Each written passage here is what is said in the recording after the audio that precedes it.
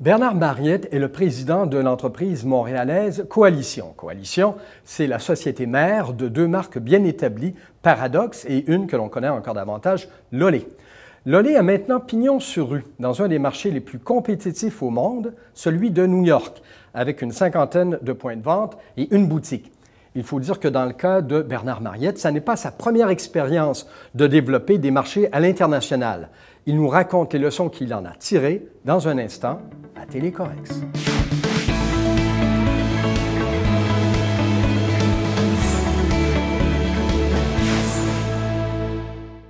Eh bien, bonjour, M. Mariette. Bonjour. Et merci d'être venu à cette série, Télécorex. On va parler de Lolé, Paradox, les marques bien connues dans un instant. Mais avant, on va faire un détour pour parler de votre parcours d'entrepreneur. C'est un peu une deuxième carrière dans ce domaine de la mode parce que vous étiez avant dans un autre secteur. Et vous avez développé, d'autres auraient pris leur retraite définitivement, ce qui n'a pas été votre cas.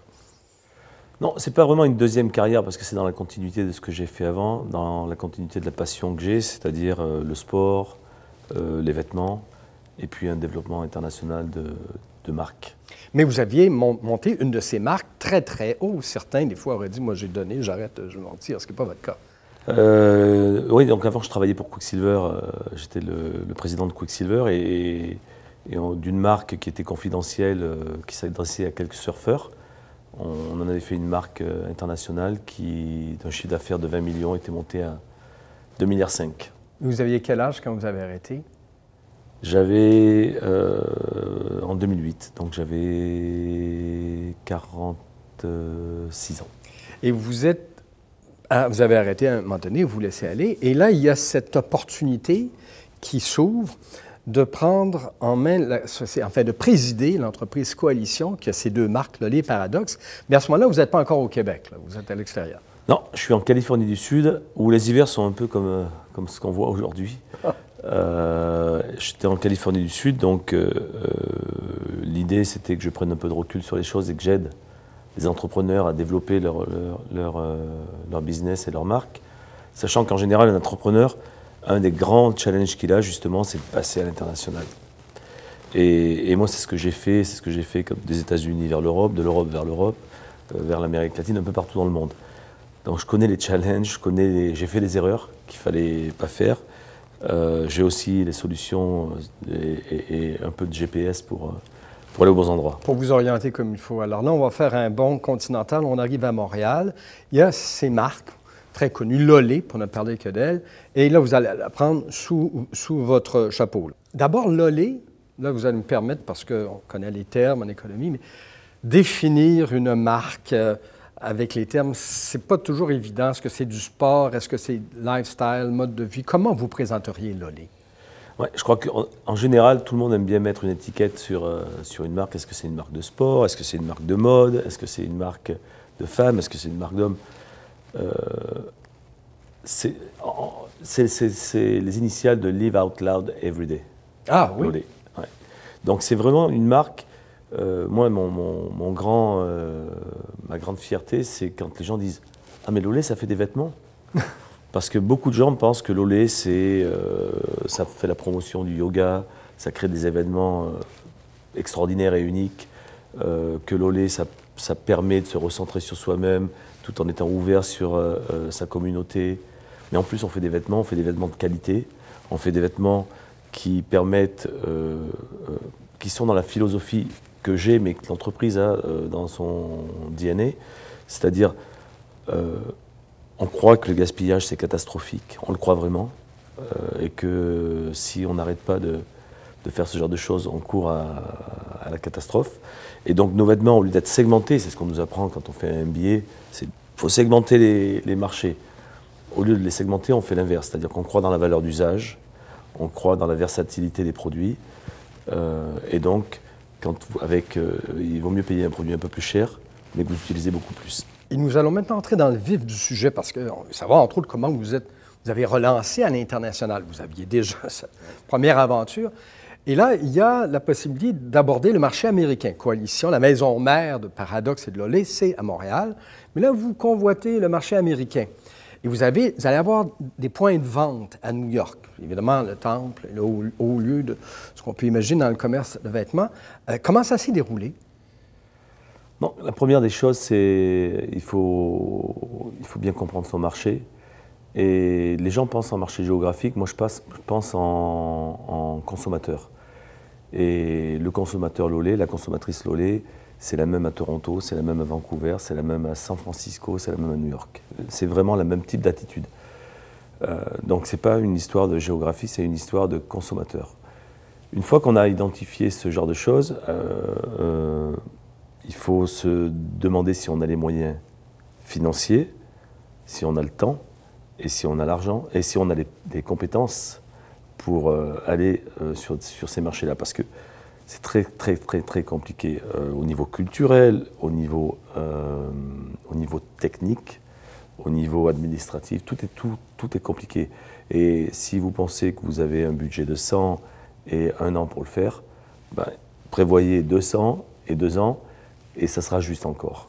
Vous avez eu de l'aide des partenaires, vous connaissiez déjà, là, c'était pas votre première expérience, mais on débarque pas là comme ça, là, tout seul, je présume en tout cas, en soi-même, en disant je vais tout régler, je peux me débrouiller par moi-même.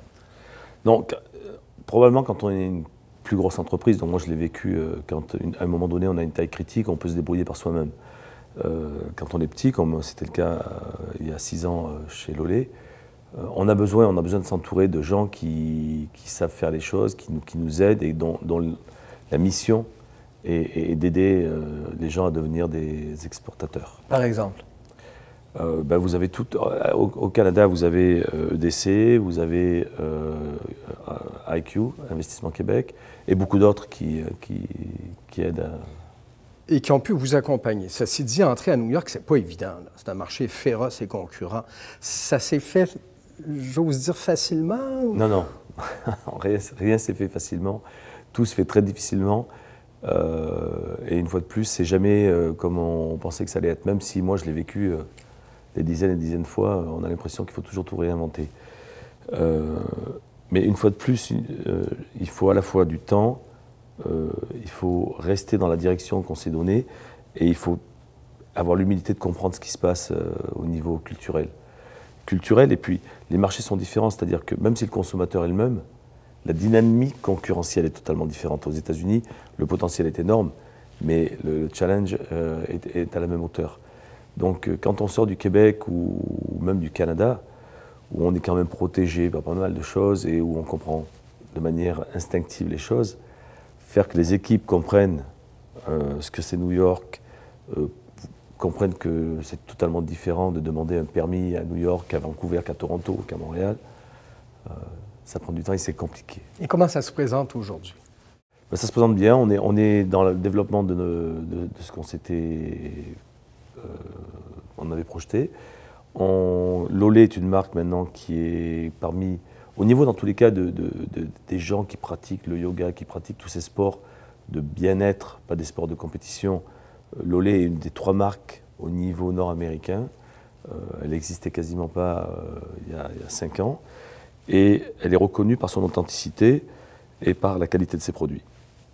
Et la qualité des produits, ça vient de 2 choses. Ça vient du fait que on a la nécessité ici de faire des produits de grande qualité, surtout l'hiver. Et donc, on a un savoir-faire qui est très fort. En terminant, vous, on l'a dit, vous aviez déjà pu vous rompre à cette expérience de pénétrer des marchés étrangers. Il y a des gens qui vont nous regarder, pour qui ce serait peut-être la première fois, qui ne sont pas sûrs, qui n'ont pas le bagage que vous avez. Il ne faut pas se laisser effaroucher pour autant. Mieux vaut y aller quand même. Je ne sais pas. Je pense que déjà, quand on ne l'a pas fait, c'est plus facile de se dire on va le faire, puis on découvre au fur et à mesure les problèmes et on ne se fait pas peur par avance. Donc ça peut être une bonne approche. Mais au contraire, je pense que c'est quelque chose qui doit être très réfléchi. Et ça doit être réfléchi, on doit savoir que ça sera dur, on doit savoir que ça sera compliqué, que la plupart des choses, on ne les connaît pas, et qu'il va falloir s'entourer. Et que le développement ou la perspective des choses ne se fera pas linéairement. Il y aura des à-coups, il y aura des problèmes. Et il y aura des ajustements à faire constamment, et pas des petits, des gros. Donc je pense vraiment au contraire, il faut que ce soit très réfléchi, il faut que ce soit planifié, il faut que ce soit planifié dans les ressources, dans les attentes, et puis au niveau culturel, il faut... Moi, j'ai rencontré énormément de Québécois, ici c'est un pays de cocagne, et je pense qu'on a la chance d'avoir un marché extraordinaire à côté, le plus grand marché du monde, probablement à côté de chez nous. C'est pas parce qu'il est à côté qu'il est facile, c'est pas parce qu'il est à côté qu'on est voisins qu'on se comprend toujours, et donc il faut s'entourer de gens qui nous aident. Eh bien, Bernard Mariette, bonne chance pour la suite des choses et merci beaucoup pour ce témoignage. Merci.